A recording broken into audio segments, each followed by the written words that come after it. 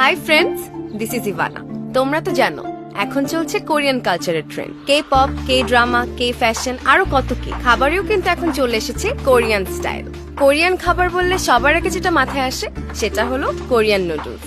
তোমাদের মতো কিন্তু আমিও কোরিয়ান নুডলস এর ফ্যান। আর কোরিয়ান নুডলস বলতে আমার কাছে বেস্ট অপশন মিস্টার নুডলস।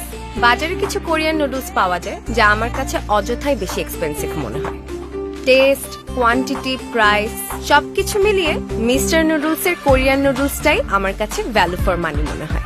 আজকে চলো তোমাদের মিস্টার নুডলস রান্না করে দেখাবো। বাট বিফোর দ্যাট একটা ইন্টারেস্টিং ফ্যাক্ট বলি, সেটা হচ্ছে কোরিয়ান নুডলস আর বেসিক নুডলস এর ডিফারেন্সটা। বেশিরভাগ নর্মাল নুডলস 2 থেকে 3 মিনিট সিদ্ধ করলেই কিন্তু হয়ে যায়, তবে এই কোরিয়ান নুডলস এর রোগটা একটু মোটা হওয়ার কারণে এটা 6 থেকে 7 মিনিট বয়েল করতে হয়। নুডলসটা মোটা হওয়ার বেনিফিট হলো এটা নর্মাল নুডলসের চেয়ে অনেক বেশি চিউই হয়, ইয়াম্মি হয়, আর এর টেক্সচারটা হয় ডিফারেন্ট।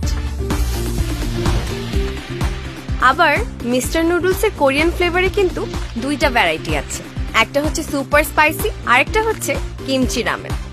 যারা একটু বেশি ঝাল পছন্দ করো তাদের জন্য কিন্তু সুপার স্পাইসিটাই পারফেক্ট।